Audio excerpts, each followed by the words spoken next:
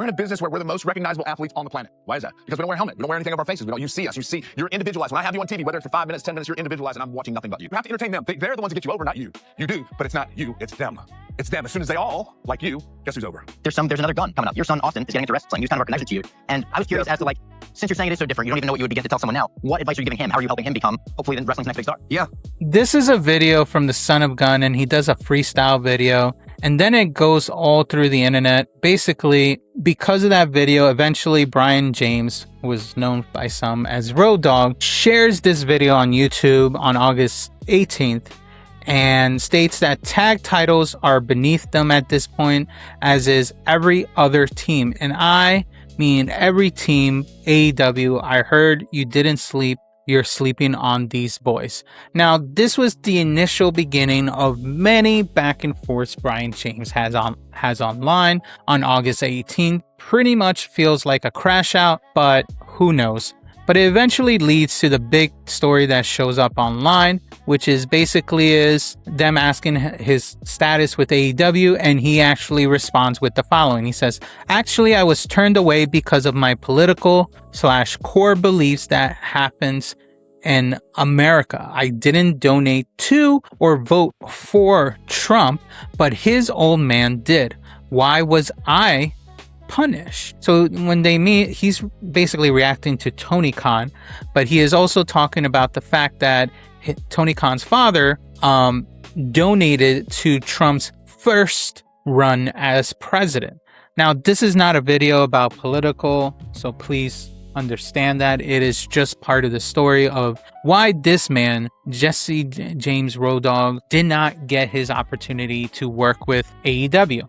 But let's get into this. He says the door is locked. AEW never handed him the statement that is the entire story in 2 lines. Brian James, Road Dogg, says AEW turned him away because of his beliefs. There is no press release from AEW, no confirmation from Tony Khan, of course, only Road Dogg's post. This post, to be exact. Now stay with me because the timeline tells us what holds, what does not, and why this claim exploded. Welcome to the Tea Drop, where the brew is strong and there's lots to talk about. Today, we are talking about Road Dogg, who claims AEW would not hire him because of his beliefs, and to be specific, his political core beliefs. We are separating what is documented, obviously, and what is allegations. So let's get to it.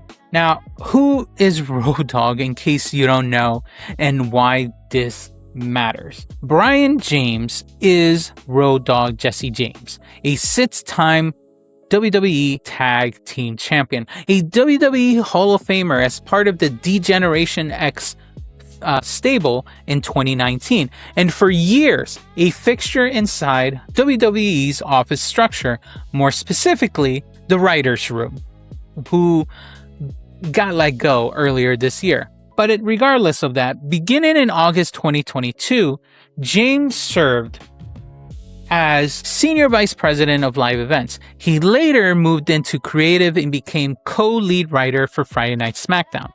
And in March 2026, he resigned. He was not reported as being fired. He was more reported that James was unhappy with the creative process, frustrated by the constant script changes, felt the workflow was moving too quickly, and believed his ideas were repeatedly overwritten. That background matters because it frames what comes next. After Road Dogg left WWE, reports connected him to TNA as a potential head of creative, replacing Tommy Dreamer. He also appeared at Slammiversary in June. And then by late July, reporting indicated that TNA discussion had stalled. No deal was described as closed. Road Dogg returned to conversation appearances and independent dates with Billy Gunn for signing events, so on and so forth. Then August arrived, August 18th to be exact. Road Dogg on social media, and if it's not at Road Dogg, it's at Brian James using his name. Road Dogg posts about Austin and Colton Gunn, the Guns in AEW. He argues that the tag team championships are beneath them at this point. He goes even further, saying every other tag team is beneath them as well. Then he tags AEW, Tony Khan, and says the company is sleeping on the gun. Now, it gets interesting because if I can find it, is it here? No, I guess we have to go back further. Where is it? There was a Dave Meltzer post. That's what I'm trying to find. I guess I don't have it. I should have it. It's a shame if I don't. Where's the thread? Okay. Sorry, I thought I had this. Shame on me. Brian James, so if you want to where is it? Thought I had it. Is it? Oh, here we go. There we go. Sorry about that. So he tags AEW and Tony Khan and says the company is sleeping on the guns. Dave Meltzer responds and it gets crazy. And Dave Meltzer says this: I will say this for all people who champion him coming to AEW, saying the tag titles are beneath Austin and Colton Gunn shows a lack of understanding of AEW tag titles. They weren't beneath Omega and Page, nor Christian and Copeland, not FTR, not the Young Bucks. Saying tag titles are beneath anyone is a fed brain issue. Damn. Ospreay has the Trios title and New Japan Pro Wrestling. Mystico has a tag title in AEW. Don't even get me started on history like Funk's or Steven and Patterson. He basically questions the idea of people campaigning for James to join AEW and calls it a Fred brain issue to believe that any championship is beneath a wrestler. In effect, Meltzer is defending AEW's booking philosophy. Road Dogg fires back. He says, "My bad, Dave. I forgot when it comes to wrestling, only your opinion matters. 5-star tweet, sir." Damn. Then a fan enters the exchange and says, "Sir, if you really want a job in AEW, you shouldn't be publicly arguing with their executive vice president of communication like this."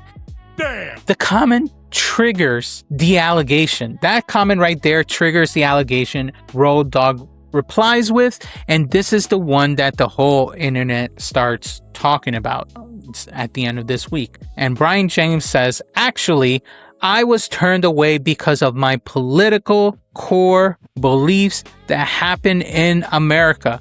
I didn't donate to or vote for Trump, but his old man did. Why was I punished?" And he also says, "Do you want to know, David? Because you're the one that reported it all. Tell us all right now, David. You can't hurt me, dude. I'm not scared of you and your social warrior friends. I'm unemployed and living my life. Show the world why, David, and I'll live on my side." Damn. I guess. What holds when it comes to this statement? But let's go back to a few things. He says his old man, right? He's right here. He says, "Oh man." Who is he referring to? Like I said, he's talking about Tony Khan's father, Shahid Khan, who is Tony Khan's father and AEW's primary investor. Where is primary of the money coming from? It is coming from this man right here. Now, what holds from Road Dogg's statement and allegation is that's where we're going to separate what we can document from what we cannot. Now, first, Road Dogg made the claim himself on X, saying on August 19 that holds. It is not a misquote because the post exists. Whatever you say here is true to the fact. Where is the post? Damn, I already lost it. This post still up. True, right? Second, Road Dogg connected the alleged rejection to politics himself. That's him. That holds his own framing. He used the words political and core beliefs. He pointed towards Shad Khan's donation history and politics, I guess, and he stated that he personally did not donate to or vote for Donald Trump. Those are Road Dogg's words, not our interpretation. Third, Shad Khan did donate $1 million to Donald Trump's 2017 presidential inauguration committee. That is true in its public record of it. The contribution was filed on December 2016 and was later covered by multiple Florida outlets when that happened.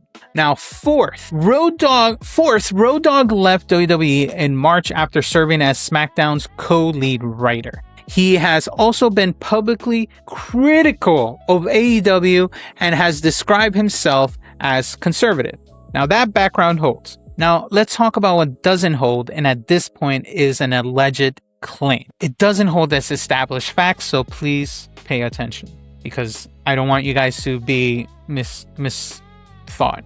Anyway, first, there's no statement from AEW or Tony Khan confirming the reason that he was rejected was a political or beliefs-based blacklist. As of this recording, there's no statement from Tony Khan or his team, no press release, no interview, no internal memo, all right? James left WWE did not establish former negotiations with AEW or an AEW rejection based on the beliefs. Now, treat this as an allegation made by Brian James himself. Do not present this as a confirmed AEW policy. Now, second, there is no public evidence of a formal AEW job offer followed by a rejection. Billy Gunn, Road Dogg's longtime New Age Outlaw partner, already works for AEW as talent coach and producer. Billy's sons, Austin and Colton, are the wrestlers Road Dogg praised in the original post. That does not disprove Road Dogg's personal claim, but it does show that his professional circle already exists inside the company. Third, the connection between Shad Khan's donation and an AEW political policy is not established. Shad Khan later said he continued to support some of Trump's economic policies while disagreeing on social issues involving immigration and religion. So whatever. That's some of the facts, so we don't go crazy. But remember, this is not a video about politics, just verifying the facts that Road Dogg already are throwing out there, and at this point are all allegations and then some facts. Now, in an Jaguars essay published after George Floyd's death, Khan wrote, "Racism in all its forms will kill." That was Shad Khan's statement. And when Sportico listed sport owners who donated to Trump's 2025 inauguration, Shad Khan was not among those names in the breakdown. None of this proves what happened or did not happen between Road Dogg and AEW. It simply means a 2017 donation does not establish a current AEW employment policy. Now, fourth, the David Bixby side story. Road Dogg told journalist David Bixenspan that you're the one who reported it all. Show the world why. Bixton's replied to that he had barely covered wrestling during the previous 3 years and had never seen reporting about Road Dogg negotiating with AEW. Road Dogg answered, "Roger that." Then added a little salute emoji. It was somewhere down this chat. I'm not gonna go scrolling crazy about it, but we'll just leave it at here. There it is, right there. Anyway. No screenshot or article has surfaced from the exchange showing by Pexman reporting that AEW blacklisted Road Dogg. Now, what are other reasons AEW could pass? Let's approach the counter argument like a documentary when it comes to this. Coverage of the story noted that AEW has employed people reported to hold a range of political views, right? Including figures publicly associated with conservative politics. That makes the idea of a simple company-wide conservative blacklist harder to establish from the available record. The other potential factor is more straightforward. Road Dogg's recent professional record. Damn! And you know what I'm talking about. His SmackDown creative tenure ended with reported frustration, constant rewrites, and voluntary resignation. If AEW were evaluating him as a writer or producer, that would be part of the recent records available to consider. The TNA timeline also matters if you think about it. Post WWE reporting documented TNA interested that later stalled. That later stalled. No comparable public trail has surfaced showing an AEW meeting, an offer, or even formal rejection. So we have two possible explanations when it comes to his statement that he made on X. Explanation A. Road Dogg was privately rejected because AEW believed his values did not fit its culture, which is basically his statement on X. Another explanation is that, explanation B, is that AEW's lack of interest was based on brand fit, creative style, recent track record like SmackDown, or there were never formal discussions to reject. At present, as of now, explanation rests on Road Dogg's allegation.